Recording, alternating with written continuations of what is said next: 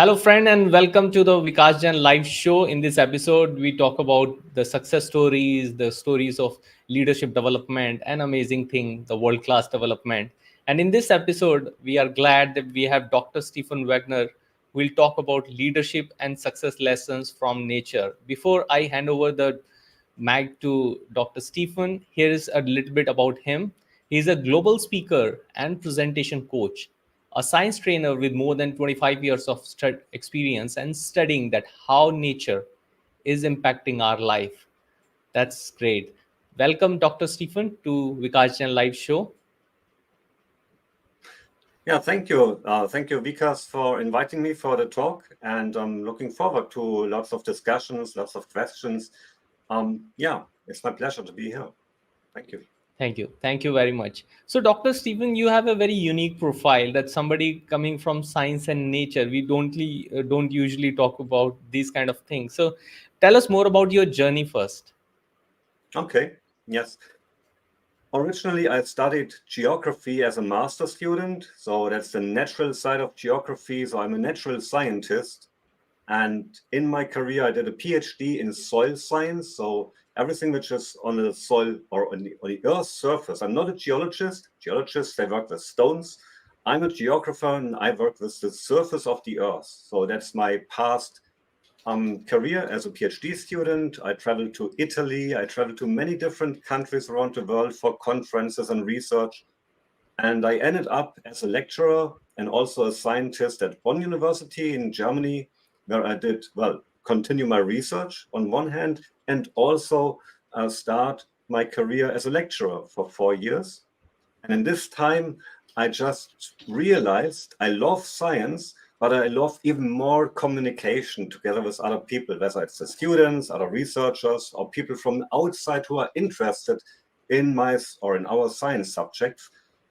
So this was the moment when I realized, the path, the research path, the research career path is not what I want to do, what I want to continue. So I started my own business in 2015 as a trainer and presentation coach, mainly for scientists, for researchers. That means for bachelor and master students, for PhD students, postdocs, and professors.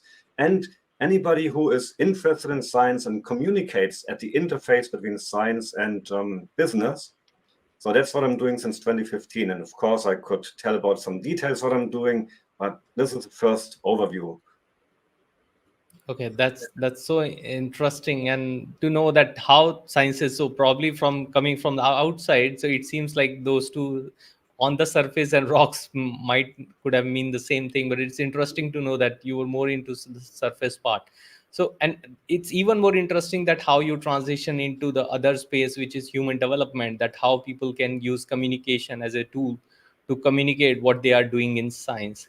So, how can we apply the sciences that, with your such deep experience in sciences, to the communication development or leadership development or even success? That do you see a correlation or there is no correlation? You mean the correlation between science development and career development? Yeah, or leadership development. Yes. Well, I guess we have a basis knowledge in science, we have a basis knowledge in leadership, and you have a different perception, different basic knowledge than I have, and I have a different knowledge than somebody who's listening to us right now. So everybody has a certain starting place. And from this base, we can now think about how do we want to develop ourselves? How do we want to develop a science project? What's the state of the art and what's the goal? What is maybe the far goal? So we could talk about our vision, for example. What do we want to achieve with a science project? What do we want to achieve in business from where we are right now in September 2023? And how much time do we have for that? For example, for a PhD student, it's often 3, sometimes 4 years of time. And for a business project, it might be just half a year. It might be 5 years. So always know what are the circumstances, or in soil science, you would ask, what is the parent material of the soil? So what are the original conditions and where do we want to develop? And then, of course, it's the question, what are the circumstances we can influence in a way? Okay, that's an interesting insight, that the planning, the vision part is there in both the prior, that what we want to achieve. In addition, what are the unique things about soil that you have observed, and how does it work? I'm not having much detail. I'm just curious that how does that surface work, and what are those things? What are your findings?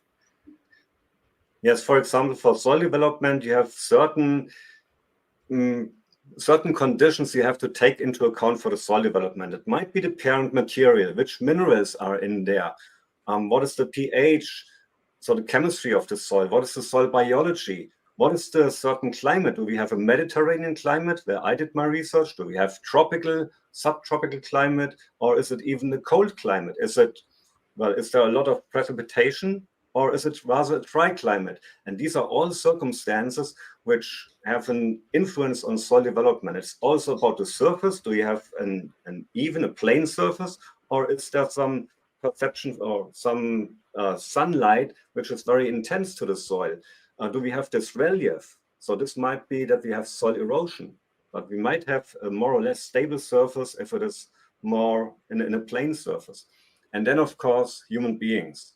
The human beings, you and me, we all influence the soil development by agriculture, just as an example, but also by building up cities. And this you have to take into account all these circumstances. What I did in my research in the past was we leave all conditions the same and just change one single one. And Okay. then we can see how's the soil development influenced by one of these factors. That's interesting. So, any one most interesting observation that you would like to share with the viewers? And it's a information for the viewers that once you have any comment and you have any commendation that you want to share with Dr. Stephen, do type in the comment box below, and I'll be taking them gradually. So, any one research finding that you still remember and that you find most interesting that you like to share with the viewers? I'm a very visual guy. So what I love is to see colors and how colors change, because colors, but also the chemical conditions and so on, soil chemistry, they tell a lot about where the soil comes from, how the soil is developing. So I just did my research about soil redness as one of the soil forming factors or the results of soil formation. And if you see highly reddish soils in the Mediterranean area, these soils, they tell us that they have lived through to a number, at least 2 or 3 climate changes in the past, historic climate changes, I mean. And the more often you have this Mediterranean climate conditions with high precipitation at a certain season, and then also a certain temperature, then these soils may release iron and iron oxides, and you got this reddish color. And some soils, the younger soils, they may not have this reddish color, or at least not intense. Of course, this may break because of soil erosion, and then some soil is removed, and we cannot check how was the climate in the past and at that very place. But still, it's like a puzzle, like pieces of puzzle which come together. And I guess the same is with our personalities. Where do we come from? What are the circumstances we grew up? What did our parents do, our teachers, our environment, our neighbors, our friends, and so on? And they also influence, well, not soil development, but our personal development. And then it's the question, are you satisfied with your life? Are you happy? Or do you want to change certain things? And then it's also the question, what points do you have to make? What do you have to change? And probably how long do you need to find a new result? That's very interesting that the the soil has showing that what kind of things that it has experienced in the past, the kind of weather that it has gone through, and same way the circumstances that we go through build us, develop our personality. So if we analyze the both, we can get cues from both. That's such an interesting observation. So Dr. Stephen, when we observe, I basically research the world class, that what the top professionals are doing, top leaders are doing differently from others. And one of the factor to remain in the industry at the top is to handle so much challenges and the competition that is there in the industry.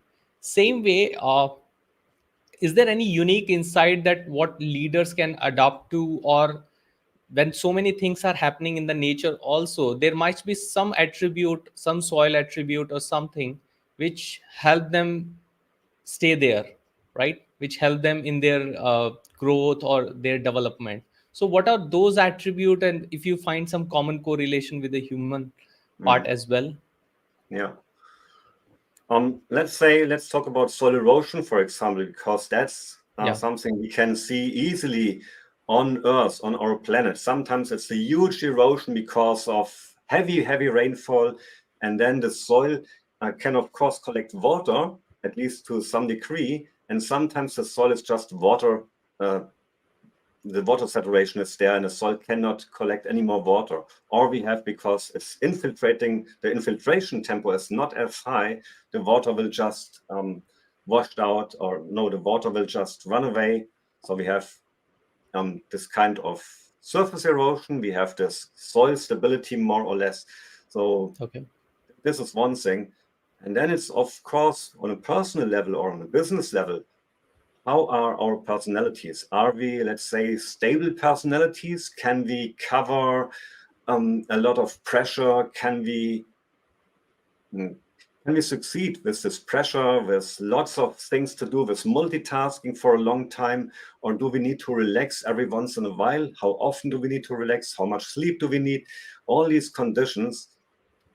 So the same as the soil has a certain, you could say the soil has a certain degree of rainfall which the soil can infiltrate. But at some stage, the soil is just satisfied and nothing will happen with more water infiltration. The same is with our personalities. So we can learn, what we can learn from nature is know about who are we, who are our colleagues, what is their character. You need some different approach. If we talk to each other and I need something from you, I will ask you in a different way than another colleague of you, because you are different. We are all different people.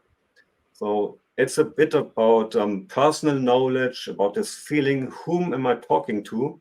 And if I know the circumstances and the background, the personal background, the better I know how to deal with a certain situation. Okay, that's very interesting. That will tell us that how we can deal with different personalities, and how they are based on the way soil changes, on the water, the way it can handle water. Yeah, that's a beautiful thing. So what are the laws of nature which have probably as a layman we may not be knowing, but you got to know during your research? What are some of the laws of nature? The laws of nature, well, the laws of nature is, let's take the soil once again. As I Yeah. said, it's the parent material. What are the characters of the parent material? What is the climate condition? What is the organic matter? So what is the soil biology? What is the soil chemistry? How is human beings and how do we influence the soil? These are the most decisive factors in the sense of soil formation. And for business, for example, let me tell a story. When I Yeah. left science and I started my own business, I had to change my environment completely in a way. What happened? First, I applied for jobs in science. This was the first step because this was the environment I just knew. Yeah. Somehow, for different reasons, I didn't succeed. I didn't find the right position, as I said, for different reasons. But I tried hard. I Yeah. wanted to continue science, and I didn't find a path. So at some stage, I said, okay, Stephen, just walk a step back. Now look about the situation. What's here? What can I do now to succeed in my career? And so I asked the coach. I was coached by a professional coach, and the coach told me, Stephen, you have a lot of things to offer. Start your own business. Starting my own business, this was not part of my mindset. And in this moment, I wanted to do science. And then she told me all the things I could do really well. So from the time that the coach has met me for the first time. So after this day, I took my time at a nearby river. I was sitting there and thinking about well, maybe I can just try out, just do it to start an own business, but how? So I asked the question, what do I love to do? Well, it's not only research. I said I love teaching a lot. So I love communication. What can I do really well? And I know from feedback from many other people, my feedback to presentations, my training and coaching skills are also on a very high level. And I'm also a person who can connect to other people. And then, of course, the third question is, where can you have an income to feed your family and yourself, of course? Well, it's about training and coaching and presentations, speaking to an audience. There is a market, so just do it. And guess what? A week after, I returned to my coach and I said, I'm ready to start my own business. Wow, that's cool, my coach said. Stephen, I will have 2 training sessions at once, but of course I can cover only one. Could you do the other one? And I said, yes. So this was even on a Sunday on my daughter's birthday, the 25th of April in 2015. Yes. So this was the first time I did a training. And another mentor of mine also said, Stephen, can you please moderate a couple of events? And so I did. So this was my first income. And then, of course, I had to change my complete environment because I didn't know much about how to start business. So I connected to business people. I wanted to know the backgrounds. What makes me successful? How can I succeed in my career as a trainer and presentation coach? So my motto is, I want to learn from the best. So I pick up those people here in my environment in Germany, but also, of course, on LinkedIn and other online sources. I'm part of different speaker and trainer networks nowadays, and I've learned a lot from other people. And the same is, of course, because it's networking, I can also give away something from my knowledge to other people so they can also grow. So the most important is change your environment. Who are the 5 or maybe 10 people you spend most of your time with? That's often said, yeah. And of course, and this is still a work going on, to change and adapt your mindset. Because now, after so many years, my own business, more than 8.5 years now, I still have this mindset, a mixture mindset of a researcher and of a businessman. I'm not 100% businessman, but I have this research background. Luckily, my major customers are universities, are organizations who serve students and researchers. And as soon as I connect to people from business background without science, it's also very cool. It's really cool. I love it. And still, it's a bit more out of my comfort zone. I'm still learning. And this is my recommendation. If you want to succeed in your life, be open-minded for lifelong learning. Because, and that's my last part here for this question, sometimes circumstances may change. We all have experienced Corona, COVID-19. Yeah. So all of a sudden, when Corona started, 2 of my customers told me on the telephone or by email, I'm sorry, Stephen, we cannot do the training.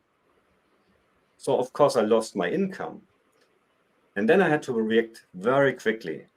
I changed my profile, my website, my LinkedIn profile, and I called every single customer from then, let's do it online, on Zoom or on any other platform. Let's do the training. And everybody said yes. And this is how I succeeded. And on the top of that, I did a training an educational where I learned about professional online trainings. So I got a certificate, an official one, a very good one also. This is proof that I have this background for online workshops, for online training. And all together, this quick thinking, this adapting to new situations, this open-mindedness, and then continuous learning, my career grew up to a better level even. So these are some ingredients you need to succeed in your life or in your profession, of course. That's such an interesting insight, that how things change into your life and how you were adaptable enough. And I think that itself made me curious about so many things. I have so many questions came up, that okay, because your journey was so interesting. And I think one keyword which I am getting again and again, is the adaptability, right? Yeah. So as we say that survival, if we want to survive, whether it's nature, any animal kingdom, or even as a human, we need to have that adaptability. The quickly we are able to adapt to the new environment, we can change things for us. If we don't change, the continuous learning is definitely a way that how we will, that will help in our adaptation. But I think that that mindset of adaptability is very much required, right? Yes, yes, definitely.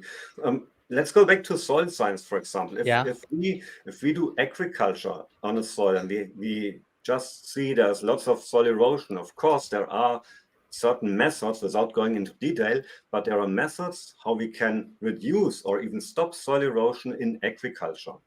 We just need to apply it, and then sometimes we need to apply it on a consistent level. And still, circumstances may change. That all of a sudden, for 1 or 2 years, we have lots of high rainfall, and still there is erosion. But on a, let's say, on a normal year, the erosion will be reduced. Just as an example, and the same is true in business. If I would be stubborn and would tell my potential customer, I will do the training like this and that, so all of my points. No, that's not the right approach. The right approach would be, well, what do you need? How can I serve you? And then we start talking, and then I can tell what I can offer and how can I adapt. Maybe I got 10 points I can cover in a training, but only 3 of them are really interesting and important. And my potential customer may even ask, can you do one additional thing which is not covered on my expertise? If possible, I can still add this, but of course I need to do my research in a Yeah. short time, that I have at least the basic background.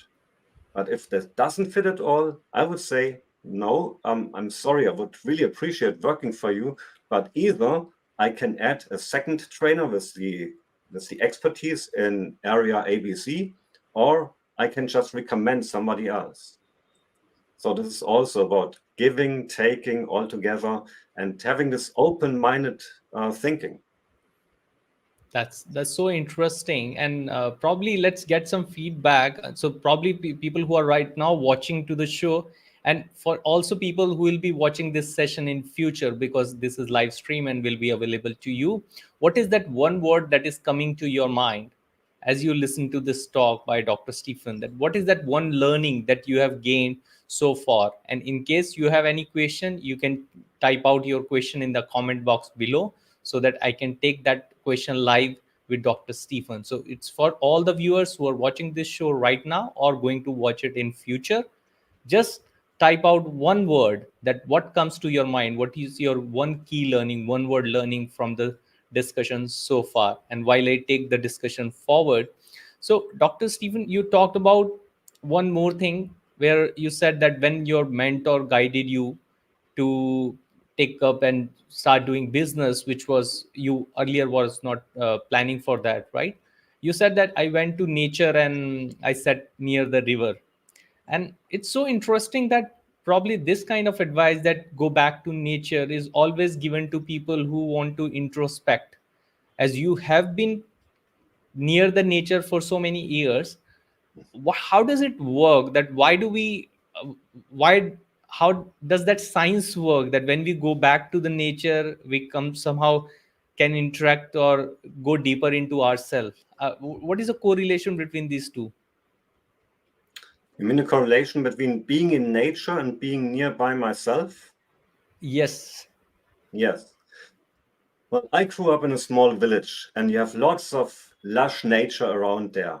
So I'm used to this condition. And luckily, here in Bonn, in the former Western German capital where I live, it's still a city, but of course we got a river, the nature is very nearby, the forest, so there's a lot of space to walk, and I just like this mixture, this mixture of the atmosphere. So whether in former times at a village or nowadays in cities like Bonn, I take my time at least every second day to walk or to cycle and to stay in nature as often as possible. Because this raises my energy level. I feel good after this. If I do some sports, I just start sweating, but I can take a shower and I feel really refreshed. So I just take my time to relax. And this is what we need to sharpen the saw. Do you say that? Yeah, to sharpen the saw. That's Stephen R. Covey, The 7 Habits of Highly Effective People. So take your time to relax, whether it's having enough sleep or just chit-chatting with your best friends, if this adds your energy, or dancing around, singing, or just reading a book. Everybody is different. But to me, it's also part of this relaxing in nature, because it's the fresh air. Often it's the sun there. You have a different environment. You can breathe, and you enjoy, or I enjoy, this environment. And if it's only 5 minutes, it's still okay. If it's 2 hours, even better. So it's just a time to spend for yourself, and not working on social media also for the time. You can do that, of course, but that's not a relaxing time. Okay, that's very interesting to know that you have such an environment where you can walk out and you can go to this nature part, because for most of the people who are living in cities, it's kind of a rare phenomenon that you can just walk into that space. Having said that, we have one comment coming from Christopher, where we talked about one his key learning and one observation. So he said, key idea for me is strategies to transition from academia to industry or private practice. So that was his key idea and observation that he learned from you. Thanks, Christopher, for sharing that part. So my actually follow-up question will be regarding on the similar line. I've seen so many people who are being from science background myself and being in technology for a long period of years. I've seen people that communication is probably not the second nature of people who are in sciences or in technology. Even when we talk about people, software engineers who are working in, say, IT companies or any other engineering department, people go through this strategic communication training or public speaking training so that they can communicate those ideas to the people. Because so after teaching, after being in the first background itself, you being in the science research, and then now when you transition to communication and you have been teaching the same to so many professionals, why do you think why they are struck there, why it's not the second nature for science or technology people? So what I experience here in Germany is we don't have this background like, for example, you as Americans, because there in this culture, or also in Great Britain and certainly in many other countries as well, boys and girls are taught in speaking. They have to speak up from the very beginning. So they learn it, and it becomes, for some of them, it becomes second nature. When I grew up here in Germany and I went to school, I remember my first talk to other students at school. That was at the age of, well, I was about 15. That was the very first time, and I failed. Many other people who did not have the self-confidence, they also failed because we were never taught about it. Now, if I see my daughters, they had to speak up, not on a regular level, but already they started at the age of, I guess, 8 years or so. Then they started speaking in front of the class. I mean, really presenting something for 5 or 10 minutes or so. And when I started my studies in the 1990s in geography, and I had to speak up, I still struggled. So what students nowadays need, because it's still not mandatory as a student or even as a researcher to speak in front of an audience, you are trained by, let's say, career centers, for example, or of course by professional speakers and trainers like me.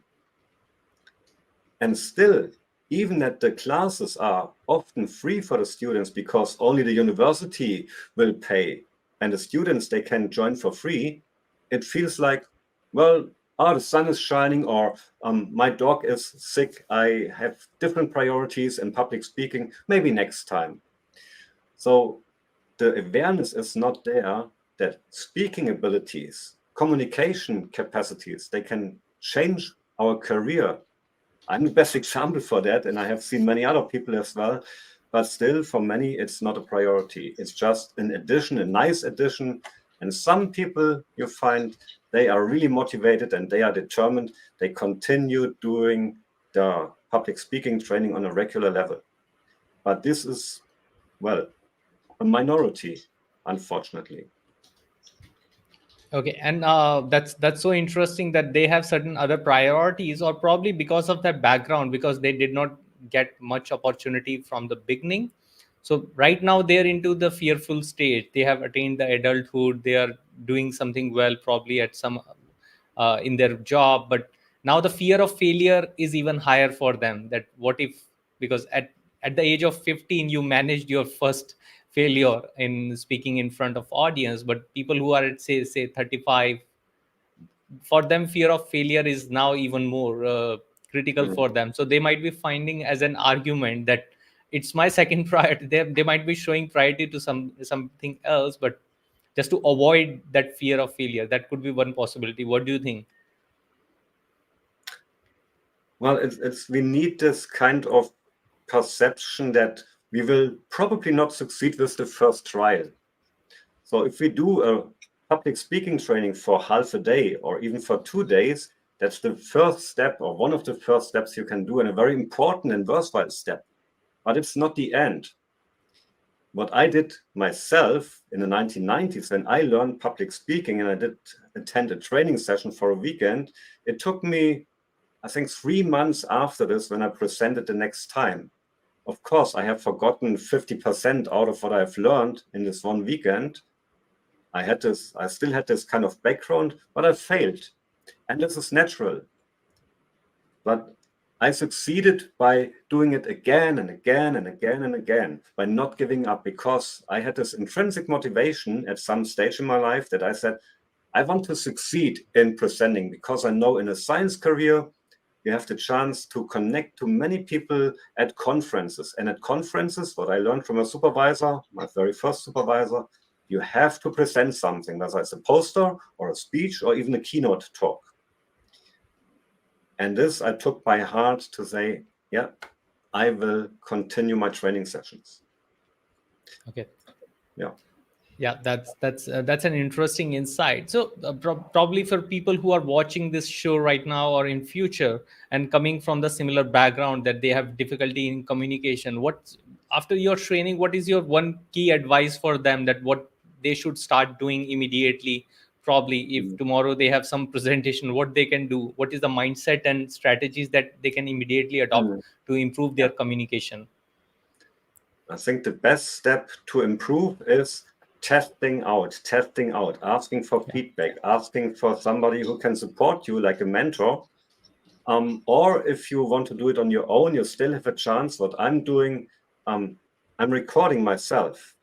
So I'm recording myself, and if I watch myself for the first time, and this is what happened to me and to thousands of other people I have heard, if you listen to yourself, oh, that's my voice. No, that's not me. What's my body language? It's so strange. I have one certain gesture repeatedly. Yeah. This is the first time people become aware about their habits on stage. And it took me quite some time to overcome this strange feeling watching myself. Nowadays, it's natural. It's okay to watch myself, and even that I still add some mistakes, but it's natural. But we have to overcome this hurdle, and then we are better than 90% of other people who present if we turn this first step into overcoming this hurdle.